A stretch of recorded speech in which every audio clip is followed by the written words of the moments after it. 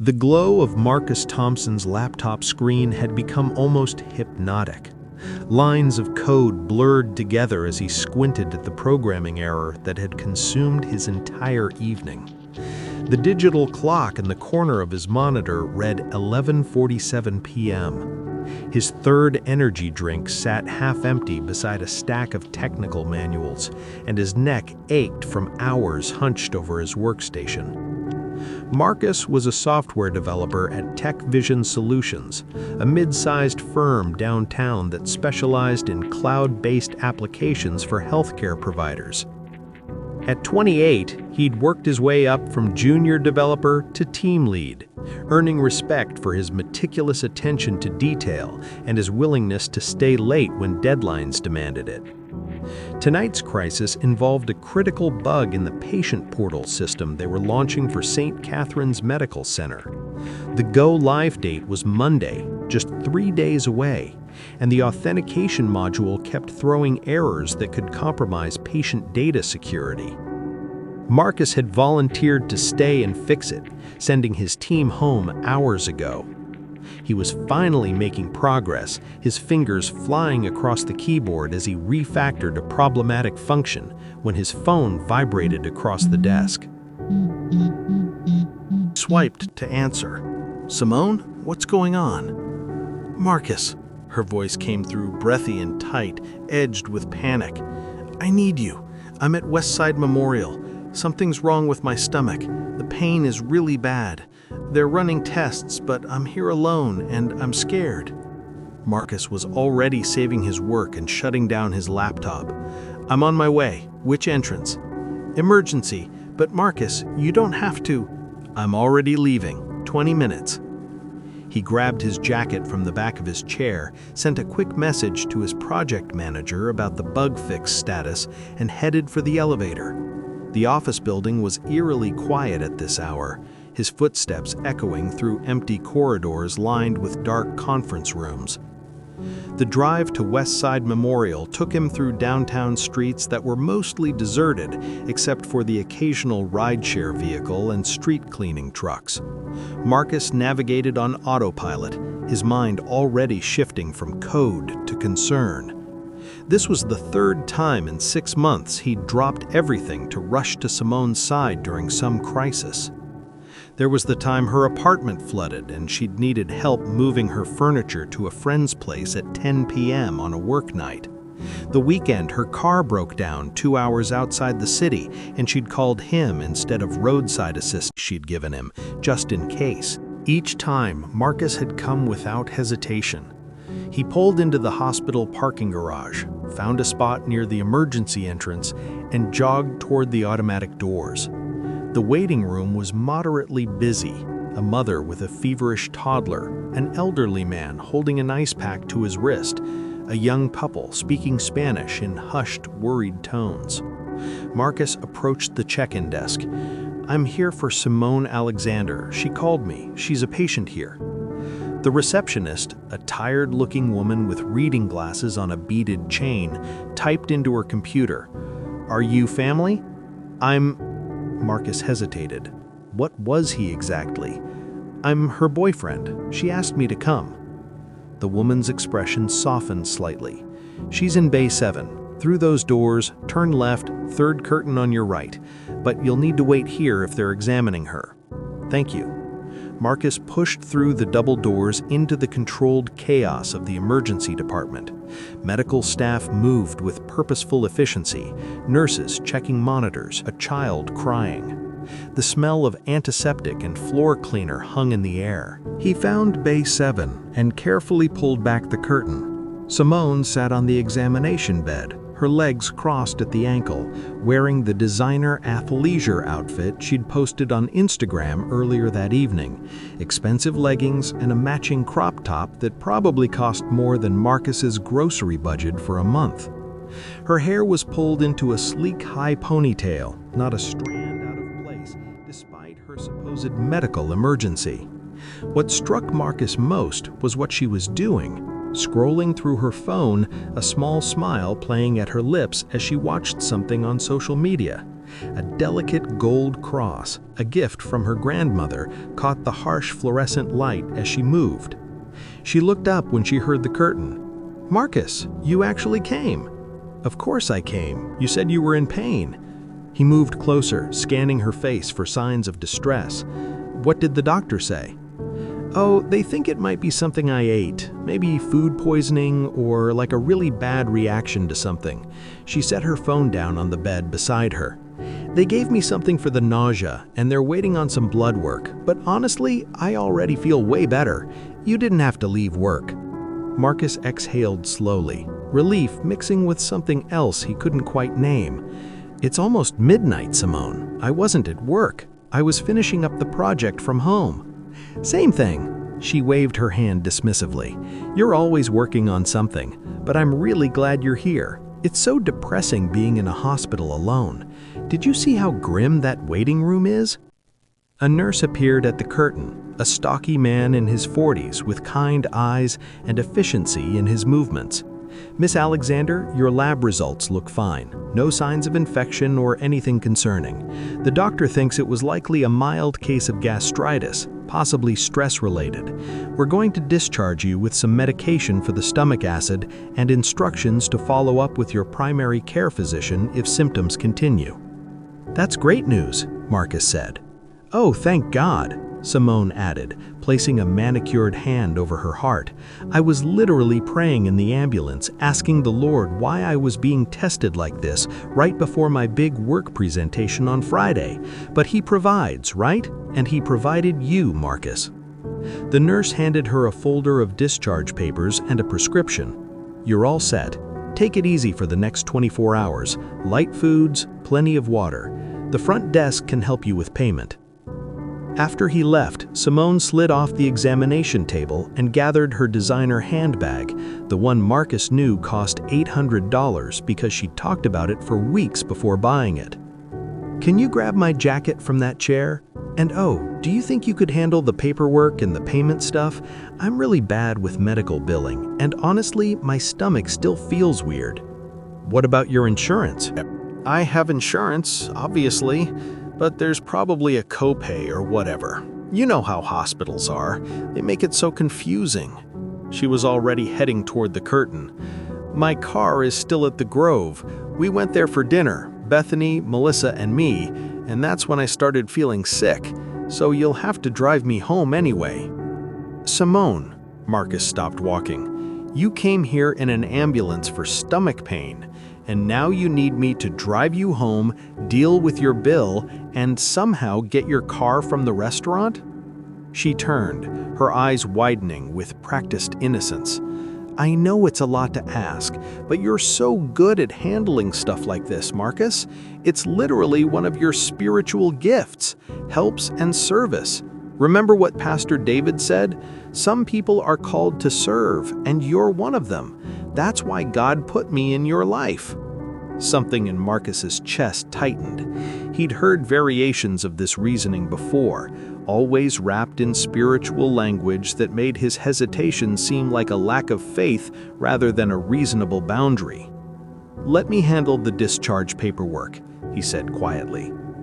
30 minutes later, they were in Marcus's Honda Civic, a reliable but modest vehicle that Simone had more than once suggested he upgrade. He'd paid the $150 copay that her insurance didn't cover, collected her prescription from the 24-hour pharmacy in the hospital lobby, and listened to her explain that she'd left her wallet in her other purse. "I'll pay you back. Venmo me a request." Marcus knew from experience that she'd forget, and he'd feel too awkward to follow up. As he drove through the empty streets toward Simone's apartment in the trendy Riverside district, Simone connected her phone to his car's Bluetooth system. Worship music filled the cabin, the kind of contemporary Christian songs that topped the charts, all soaring vocals and emotional crescendos about God's faithfulness. Simone hummed along, using the visor mirror to check her makeup. She pulled out a small cosmetics bag and touched up her lipstick. "You're staying over tonight, right?" she asked, her tone casual, as if she were asking him to pass the salt. I don't want to be alone if I start feeling sick again. Plus, I have that presentation Friday morning, and I need to get good sleep. I'll feel safer knowing you're there." Marcus's hands tensed on the steering wheel. They'd had this conversation before, multiple times. "Simone, we talked about this after Pastor David's sermon 2 weeks ago about maintaining integrity and boundaries in relationships." "Oh my gosh, Marcus, you're still hung up on that?" She turned down the music. "That sermon was about sexual immorality. We're not doing anything sexual.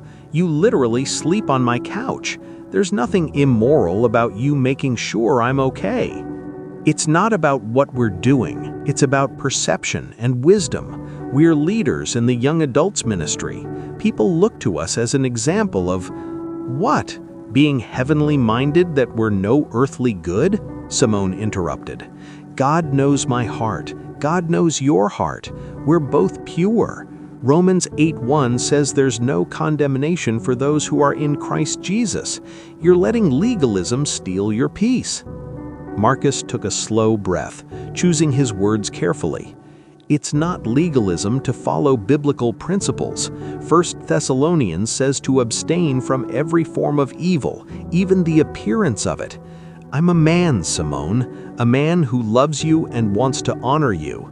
But having me stay at your place regularly when we're not married, it confuses things. It blurs lines that should be clear." Simone laughed, a light dismissive sound that somehow made Marcus feel like he was being unreasonable. "You worry way too much. This is exactly why the enemy has you bound up in anxiety all the time. You need to learn to receive God's grace. Just drive, okay? We'll talk about it when we get to my place." Marcus fell silent. He glanced over at the woman in his passenger seat, a woman he'd been dating for nearly 2 years. He saw her beauty, her charisma, her potential, but he also saw something that troubled him deeply, a pattern of using grace as permission rather than power for transformation. The rest of the drive passed in silence, punctuated only by the worship music and Simone's occasional comments about things she saw on her phone. Saturday morning sunlight streamed through the floor-to-ceiling windows of Bloom Cafe, an upscale brunch spot in the Arts District, known for its Instagram-worthy interior design and even more Instagram-worthy menu items. Exposed brick walls, hanging plants, and mid-century modern furniture created the perfect backdrop for social media content. Simone Alexander sat at a corner table, her Bible positioned artfully next to her lavender latte. She'd chosen her outfit carefully, a flowy floral dress that photographed beautifully, delicate jewelry that caught the light, natural-looking makeup that had actually taken 40 minutes to apply. Across from her sat her best friend, Natasha Robinson, equally put together in designer jeans and a silk blouse. Natasha's Bible sat closed beside her phone, which she checked frequently. They looked like the picture of young, successful Christian womanhood, fashionable, faithful, and flourishing. "Okay, so walk me through the timeline again," Natasha said, cutting into her egg-white frittata. "He left his coding project at almost midnight, drove across the city to the hospital, paid your medical bills, picked up your medication, drove you home, and then actually slept on your couch to make sure you were okay?" "Yes," Simone confirmed, taking a delicate bite of her avocado toast with smoked salmon. "And he woke up early to make me ginger tea before he left for his morning jog. He even left a note reminding me to take the medication with food." "And you're not even engaged? Oh, girl!" "I know, right?" Simone smiled, that satisfied smile of someone who knows they're winning. "It's the favor of God, honestly. Proverbs says the Lord grants favor to the righteous. Marcus is my blessing." They touched their glasses together in a toast. "But?" Natasha prompted, sensing there was more. Simone's smile faded slightly. She set down her fork and lowered her voice, even though the ambient noise of the busy cafe provided plenty of privacy. He's getting really pushy about the marriage conversation. Like obsessively pushy. Define pushy. He keeps saying we need to move forward, that we need to set a timeline for engagement. He's been talking about being ready for a wife and family, saying that 2 years of dating is enough time to know. He even quoted Ecclesiastes at me the other day, something about there being a season for everything and his season for dating being over. Natasha nearly choked on her mimosa. He said his season for dating is over? Does he understand that you're only 26? 26, Simone! You're practically a baby! That's what I keep trying to tell him. Simone leaned forward, grateful for the validation. I'm not ready to be someone's wife. I'm definitely not ready to have babies and sacrifice my body and my freedom. I have goals. I have dreams. God wouldn't have given me this amazing marketing position and all these opportunities just to have me settle down into domestic life right now. Exactly. Look at you. Look at your life. You're in your prime, your absolute prime. Your skin is glowing, your body's incredible, you're climbing the corporate ladder, you have a social life. Do you really want to trade all that for meal prep and diaper changes? No, Simone said emphatically. I want to travel. I want to focus on my career. I want to be young and free for a few more years. Maybe when I'm 30 or 31 we can talk about engagement, but not now. But Marcus is... Natasha paused, considering her words carefully.